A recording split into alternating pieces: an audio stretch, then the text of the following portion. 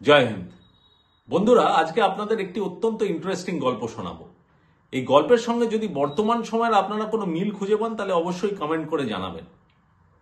গল্পের নাম ডাক টিকিট।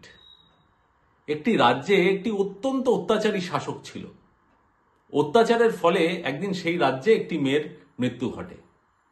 মৃত্যুর পর প্রজারা শাসকের কাছে যায় একটি কাতর আর্জি নিয়ে, যে মেয়েটি বেঁচে থাকতে তো আমরা তাকে কোনো সম্মান দিতে পারলাম না, তাহলে মেয়েটি মৃত্যুর পরে আমরা তার ছবি দিয়ে একটি স্ট্যাম্প বা ডাক টিকিট বার করতে চাই। তা শুনে শাসক তেলেবেগুনে জ্বলে উঠল। বলল, তোমরা জানো না, এ রাজ্যে যদি কারো ছবি থাকে সেটা হলো আমার।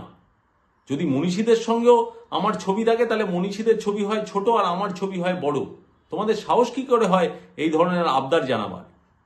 তখন শাসক করলো কি, বলল যে ডাক টিকিট বা স্ট্যাম্প তো ছাপবেই, কিন্তু সেই ডাক টিকিট বা স্ট্যাম্প বেরোবে আমার ছবি দিয়ে। অতঃপর ডাক বিভাগের লোক তড়িঘড়ি শাসকের ছবি দিয়ে স্ট্যাম্প ছাপানো শুরু করলো এবং রাতারাতি সেটা রাজ্য জুড়ে ছেয়ে গেল। মাসখানেক পরে শাসক গেল ডাক বিভাগে জানার জন্য যে সেই স্ট্যাম্পটির রেসপন্স কিরকম। তো গিয়ে ডাক বিভাগে সে জিজ্ঞেস করলো যে হ্যাঁ, স্ট্যাম্প তো সব শেষ হয়ে গেছে নাকি, আউট অফ স্টক তো, খুব বিক্রি হচ্ছে। আমতা আমতা করে ডাক বিভাগের কর্মচারী জানালো যে স্ট্যাম্প সেরকম বিক্রি হচ্ছে না। তা শুনে শাসক জিজ্ঞেস করলো, কেন, আমার ছবি দেওয়া আছে সেই স্ট্যাম্পে, ডাক টিকিট কিভাবে বিক্রি হচ্ছে না, জানাও আমাকে। সেটা শুনে ডাক বিভাগের কর্মচারী বলল যে সবাই বলছে যে স্ট্যাম্পটা ঠিক করে চিটছে না। তখন শাসক বলল, স্ট্যাম্প চিটছে না, তাহলে নিশ্চয়ই আঠার প্রবলেম আছে, ডেকে পাঠাও যে আঠার দায়িত্বে ছিল। তো যে আঠার দায়িত্বে ছিল তাকে ডেকে পাঠানো হলো।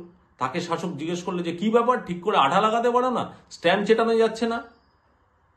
সে আবার আমতা আমতা করে বলল, কিছু মনে করবেন না, আঠার কোনো প্রবলেম নেই, প্রবলেমটা অন্য জায়গায়। শুনে শাসক জিজ্ঞেস করলো যে কি প্রবলেম? তখন সেই কর্মচারী বলল যে জনগণ স্ট্যাম্পের আঠার দিকে থুতু না দিয়ে যেদিকে আপনার ছবি আছে সেদিকে কেবল থুতু দিচ্ছে।